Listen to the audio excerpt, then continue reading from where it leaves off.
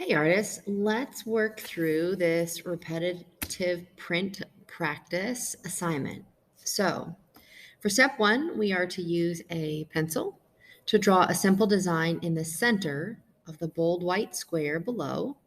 And you have my example here. You can see that I have a heart. I didn't put it dead center simply because I think it makes for a more interesting design. So keep that in mind. Something that is perfectly centered tends to look a little bit juvenile, to be honest. So for my design, I'm going to go ahead and put a triangle, but it's going to be slightly off center. And I'm going to make it like a bolded out triangle. Okay. Now, cut out the bold white square and cut it into the four smaller squares outlined. We're then going to glue those into their matching numbered spaces, and in this case on the blue square, making sure to keep the numbers upright. So notice 1, 2, 3, 4, but then 4, 3, 2, 1. So let me start cutting.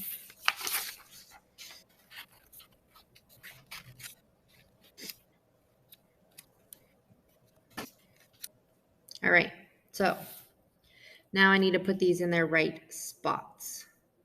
So there's 4, and I'm going to make sure my 4 stays right side up.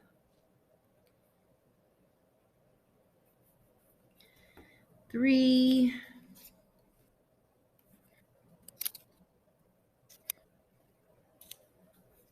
All right, so do watch your craftsmanship when you do this. If you change the angles because things are tilted, then these won't match up, because the goal is that everything will match back up in an overall larger repeating design. So now for step 3, we are to draw a few more simple items in the middle. See how this whole design now is empty in the middle? To finish the design. And again, let me show you what that looks like. So I went ahead on my design.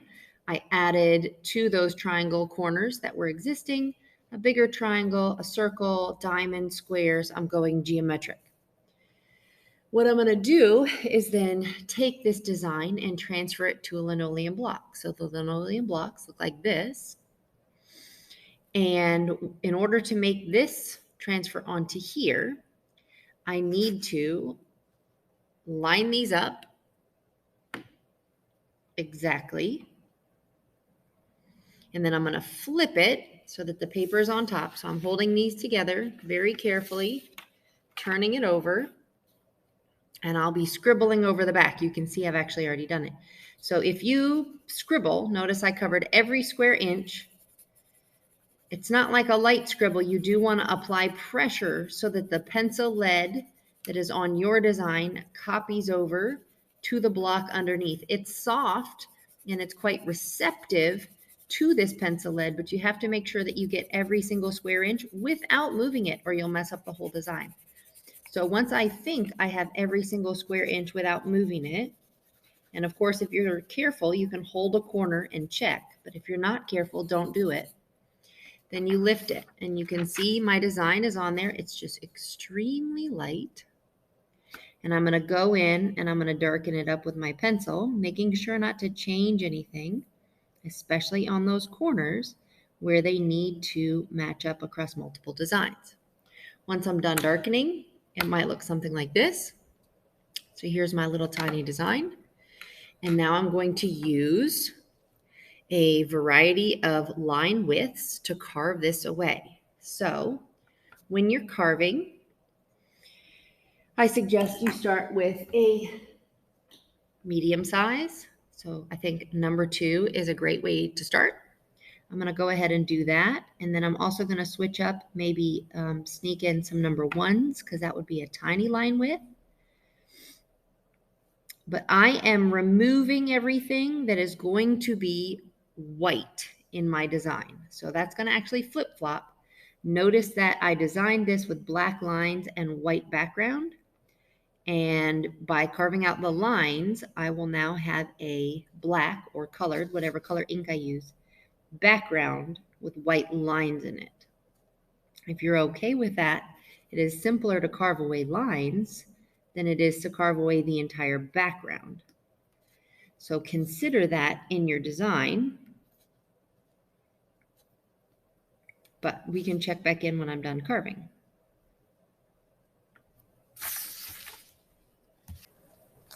All right, I am on step 6. I have finished carving and I'm going to print this thing and align it with others to make sure that it repeats. So normally when we do a larger version, we'll be printing using ink, but in this case, we're gonna make it simple. We're just gonna use a stamp pad.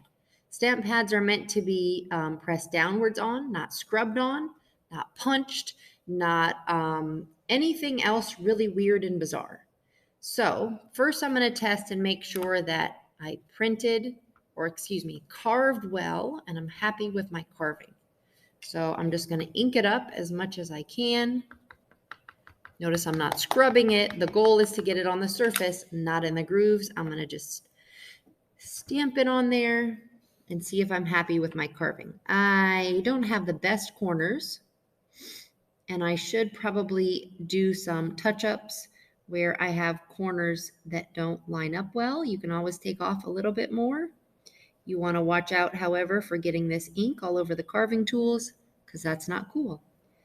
But once I think that this is sharp, then I can go ahead and start. I want you to make 9 copies that all connect in a nice big giant square. So what that would end up looking like is I'm going to fill up this space with connecting designs. What you want to decide is what is up on your block. So I'm going to give myself an arrow, and I'm going to always hold it this way. If I rotate the block, it's going to mess up my design. And I am going to do stamp number 1.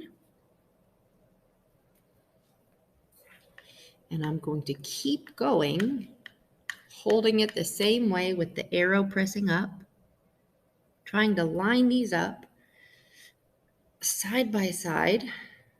See how my triangle from the center is going to start to match back together.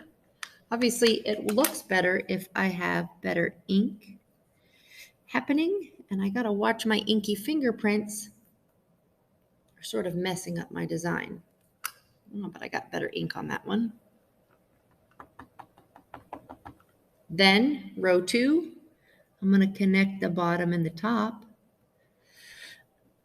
of 2 different designs.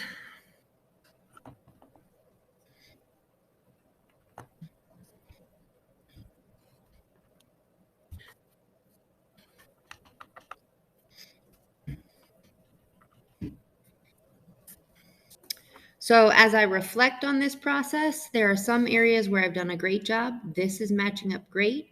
This bottom corner does not seem to connect to my triangle very well. If I really wanted to improve this, I could even change the way that it's carved, and I could tweak this, maybe even make this a solid white triangle and carve that whole thing away so that I could try again to make it match up really nicely. These look great though, and I noticed when I'm printing that I have a better time if I don't press with my palm, because this part is never actually pressing down. It's only the outside edges. So if I make sure to press with my fingertips, I tend to get better ink more evenly all the way around the whole design. This design as a whole, as I'm reflecting on it, has very little white space and a whole lot of green space, in this case, the ink color space. I really should have carved away more to make it more balanced. Then it would have been a more interesting print or pattern. However, I have successfully made a print that repeats multiple times, connects together across multiple prints. And now it is your turn to try the same thing.